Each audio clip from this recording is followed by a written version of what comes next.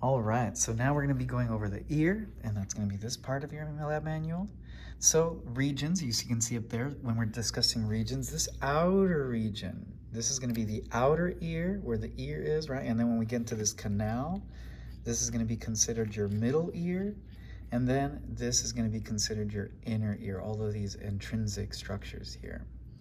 And so with that, when you look at this, this is going to be the auricle. This concentrates sound as it enters your ear. The auditory canal, the external auditory canal, is going to relay that sound, and then it's going to come into contact with your eardrum, or more now anatomy and more appropriately called the tympanic membrane. So this tympanic membrane vibrates, and then it's going to vibrate. I'm going to remove this one and get it out of the way. But it's going to vibrate one bone, a second bone, and then a third bone, which is actually on that structure that I just took off. And it's a little broken, but it's that little, this one here, and it should be connected to this one. So 3 little bones. You have your malleus goes first, malleus, incus, and then stapes. That's going to be connected to this little portion here. And so your lab manual does a good job of separating those out in case you want to see them. But otherwise, this would be your malleus, this would be your incus, this would be your stapes. So these 3 little bones vibrate in order when they hit that eardrum. And then the overall goal for the ear is to relay those vibrations to the this apparatus that you're seeing here. This is going to be responsible for your ability to hear things. And so we have to break that down. So where this stapes connects, the last little bone, where it connects is called the oval window. That's the oval window.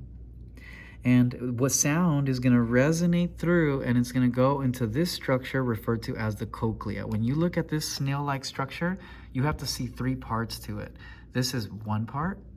Then the second part is right here, just this middle portion. And then the roller coasters, all of these right here, this is the third part. So the roller coasters is one part. This middle part that connects these two is a part. This is going to be called the vestibule. And then this is going to be called the cochlea. And then the last one's going to be called semicircular canals. Make sure to register those away before you move on. And so with that in mind, that if you look at this back to the eardrum here, when the eardrum vibrates, sends it to the bone, sends it to this little apparatus, you still have sound that needs to make its way out. So that's what this is called. This is called the auditory tube, or pharyngeal tympanic tube, or eustachian tube. It has all 3 names, but you can pick whichever one you'd like. But otherwise, the sound resonates out here, and that way it doesn't blow up in your ear. It's sort of a place for sound to exit. And then lastly, since the cochlea is responsible for hearing things. These 2, the vestibule and the semicircular canals, are responsible for balance and equilibrium, we call it, like movement. You can detect your head is tilting. You can detect how fast you're running because of this. If you're a fighter and you get knocked out, it's because they probably threw off your balance through this, because they hit you so hard and knocked up. Your hairs, your sensories in here went too crazy and then you passed out. It's kind of what being knocked out means in a way. And so then we see back here, we have our vestibular cochlear nerve, spelled like this, cranial nerve number 8.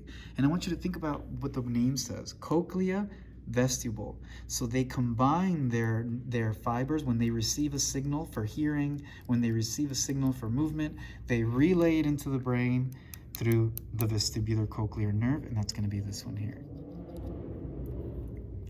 And that about does it for this model.